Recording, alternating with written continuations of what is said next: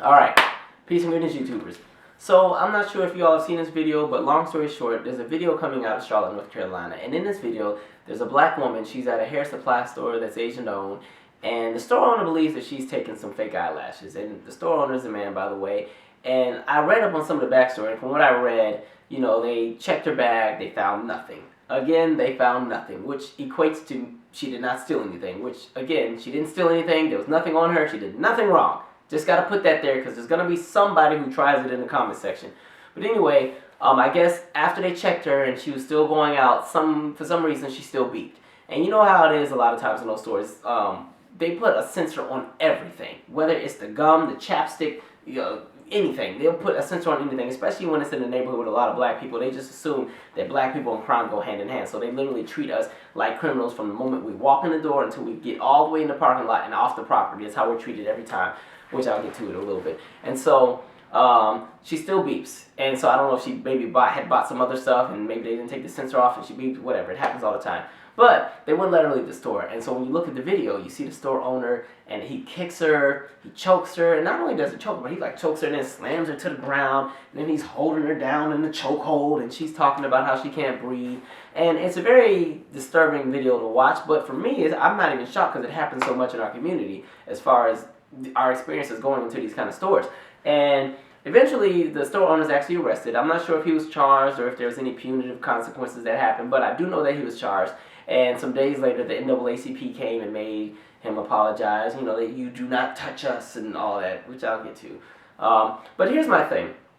The first thing I did find very interesting was, it was very interesting to see how aggressive and how much he manhandled this woman over something as simple as some fake eyelashes. Now, I'm not sure how much they're worth, but I'm sure it can't be a whole lot, because anytime I've been in a store like that, I've never seen the fake eyelashes behind the glass and locked up. Alright, it's usually right out there with everybody else, usually next to like the shea butter and that other stuff. Alright, but I just found it interesting that he would slam her over something that simple. And even if she did shoplift, that still wouldn't give him the right to treat her that kind of way. But that's the issue we run into when you come into these kind of stores, because one, most of these store owners that are especially I'm not trying to make this a whole bash Asian people, but a lot of these Asian owned businesses, whether it's the corner takeout joints or the hair supply stores, they do not respect black people. They really don't F with us. They really don't like us, but they like our money. They treat us like straight shit, to be honest. Like, they're the most rude, disrespectful, follow you around the stores. You walk in the store, there's 80,000 cameras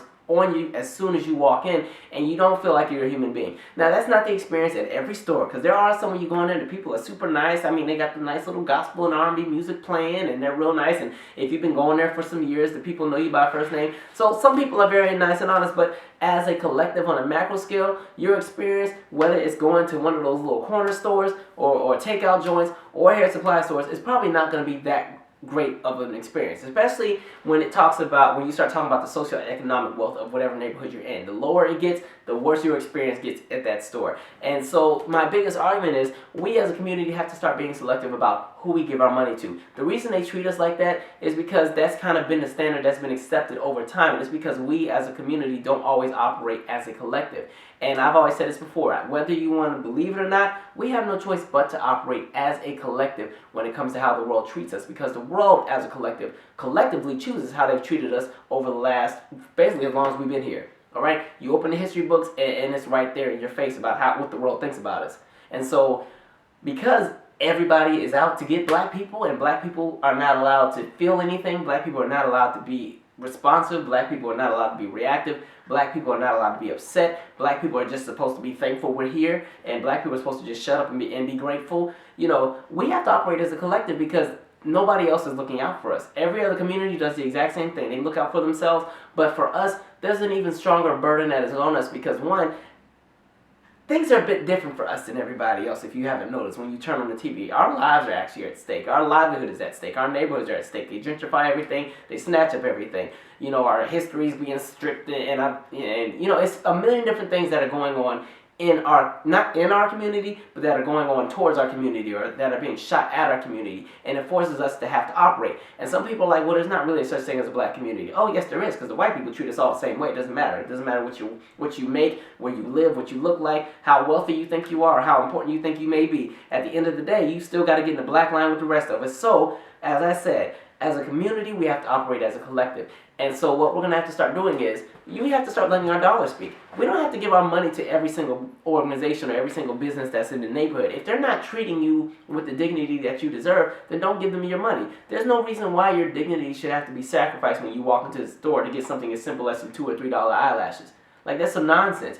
And the thing about it is, I've already given the backstory on why there's this large influx of Asians on hair supply stores in black neighborhoods. I don't remember what video said, but I've talked about it at least 3 or 4 times on this channel. Maybe one of my subscribers who follow me super hard might find it and post it in the comment section and we'll figure out what it was called. But I've already given the backstory on that, and seeing that pretty much their success with all these stores pretty much is on our backs because of how generous we were in the 1960s and the 1970s, and I guess how we are today because we constantly give them our money. We deserve to be treated to a certain standard when we go into the stores, which is why we need to hold them to a higher standard. So if you are in your neighborhood and there's an Asian-owned business or whatever that, or it doesn't have to be Asian-owned, but a business that is in your neighborhood where you know good and well that the owners do not live in your neighborhood, are not from your side of town, and do not give an F about anything going on in your neighborhood, and will not ever do anything to contribute anything positive to your neighborhood, if it does not include them getting a paycheck for it, then at the end of the day, you have literally an obligation to hold them to a standard because, one, they're on your turf. You know what I mean? This is your turf. This is where you are from. You have to hold the standard of what you're going to accept and what's not acceptable. And so that's just the way that it has to be. And the thing is, we as a community have so much power when it comes to us as a collective. And we have to learn how to use that when it comes to commerce and revenue and generational wealth and everything like that. Letting our dollar speak for itself. And like, this is how powerful we can be. Think of like Black Twitter. All right, and mind you, Black Twitter has nothing to do with us and money. That's just us tweeting and retweeting in 140 characters. Think of all the black children that go missing that are found just because, you know, somebody posted a picture of their little niece or their cousin or somebody, and all of us retweeted it, boom, boom, boom, boom, boom, and that child is found. I just saw a story the other day where there was a girl, I think she was in D.C. or she was in Philly, she was missing. She was found literally because of Black Twitter retweeting everything, and they found where she was at. It was this 13-year-old girl. Or think of all the experiences where some white people do some really racist stuff, and it's like, oh, okay, oh, we bunch of niggas today. Okay, no problem. And somebody on Twitter discovers where they work and this, that, and the third. And before you know it, 13,000 retweets. And then 2 hours later, you see them. I do apologize for what I said. It doesn't really reflect who I am as a person. And God loved Jesus. And Jesus said forget. You know, they really. Or the next thing it'd be like the company they work for. Oh, this person no longer represents us. Like, that's how powerful we are. And that's not even with money. So imagine what it's like when you actually put money into something. Like these stores that are treating us terribly and everything like that, stop shopping there. And I understand that there's not a lot of black-owned hair supply stores that you can go to. And sometimes these are the only stores in your neighborhood or the only stores that are even in the area, period. So if that's the case, then you make sure that you hold them to that standard. If they're not meeting it, don't shop there. When they start seeing that revenue go down, I bet you they start treating you real nice. Like, that's literally how it has to be. And so, unfortunately, like, we have to operate as a collective, but the problem is there's not enough of us that are willing to do it. And I understand it's hard to get 40 million people to think on a monolithic scale when it comes to certain things. Because, one, we don't like to be looked at as one monolithic people. Ever. Like, that's what pisses us off all the time. That's where gendered or generalizations and stereotypes come from. But when it comes to protecting your own dignity, your own interests, your own community, and things that you value, that's when you need to operate as a collective, whether you want to or not. And honestly, this is so much bigger than just that kind of store. It's the same thing with corporations like Walmart and everything like that. Like, it goes so much deeper. But the other part I wanted to get to was the whole NAACP going and making the people apologize. This is why I don't really rock with a lot of organizations. Like, NAACP, in my opinion, is very powerless. And it's because they're too saturated in the idea of respectability. Same with the CBC. It's too much niceness going on in a world that isn't nice. I know that's a real corny saying, but like, literally, if you're looking at how America's operating right now, you have the absolute worst of the worst people running the country. People that are racist, people that are bigots, people that have sexual assault charges, people that have corruption, all kind of people running the country. This is not the time to try to come out and kumbaya with everybody and, oh, you will not touch us. Now, you owe her an apology. F that. that apology doesn't do anything because one, everybody's still gonna shop there tomorrow. So rather than force him to apologize, which is cool, you don't take your foot off the man's neck after that. Oh, you're gonna apologize, and by the way, we're not gonna be coming here for the next 4 or 5 months. So figure out how to pay your bills. Like that, you gotta get your point across because otherwise you're seen as weak. And if you're not putting your foot down, if you're not doing anything that affects commerce or affects somebody's way of living, then they're not learning their lesson.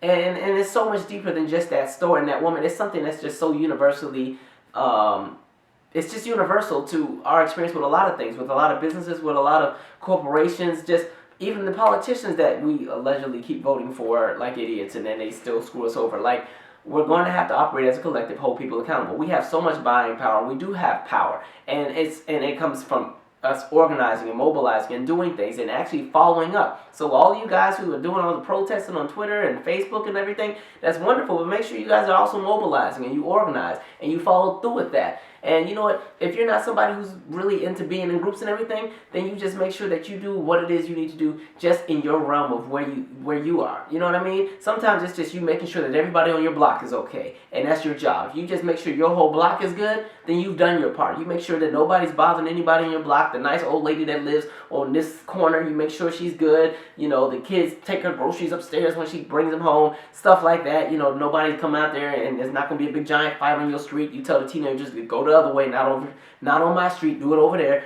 Stuff like that is what makes that difference. And then when people come in your neighborhood and try to buy it out, gentrify it, you shut that crap down too. Don't come up in here trying to buy up my neighborhood. Don't put a sign under my door talking about I'm interested in buying your house. How much are you willing to give it? No, you hold on to that crap because clearly as soon as they buy it, they're going to gut that thing out and renovate and it's going to be worth twice as much and then they're going to leave anyway. So anyway, that's my 2 cents. That video is very disturbing, but like I said, start holding these people accountable. If people are smart in that area, they're not shopping at that store right now. That store owner needs to feel what's going on because I can guarantee you that's not the first time something like that has happened. And it's not even just that store. It's pretty much a lot of these stores. I'm trying to be real diplomatic and be as nice as I possibly can because I'm trying to work on me, man. I'm trying to work on me. But anyway, as a collective and as a community, we have to start holding people who want to, basically people who are benefiting from our dollar, we need to hold them responsible and hold them to a standard of how we expect to be treated when we shop in our own neighborhoods. Alright? Because if their stuff was really like that, they can go do their crap in their own neighborhood. Open your own hair supply store in your own neighborhood and see how many of your people go up in there, okay? Because they're not in there. Sorry, Koreans are not really trying to buy Dark and Lovely. We are. Okay? Koreans are not trying to buy Shea Moisture. We are. So, again, because they need our dollar, you hold them to a certain standard. Anyway, I'm out. Subscribe, share your 2 cents.